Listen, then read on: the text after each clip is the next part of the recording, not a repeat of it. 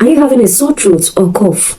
Come close. Let me teach you the simplest way I usually get relieved from them. First, you get ginger.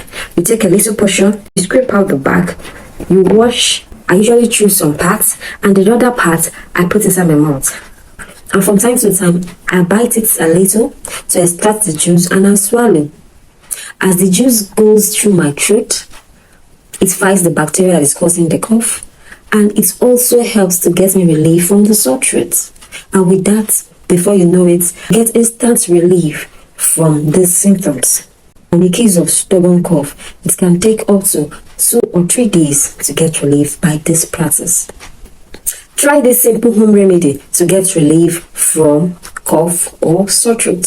Please do well to press the thumbs button and also subscribe to my channel. Thanks for watching.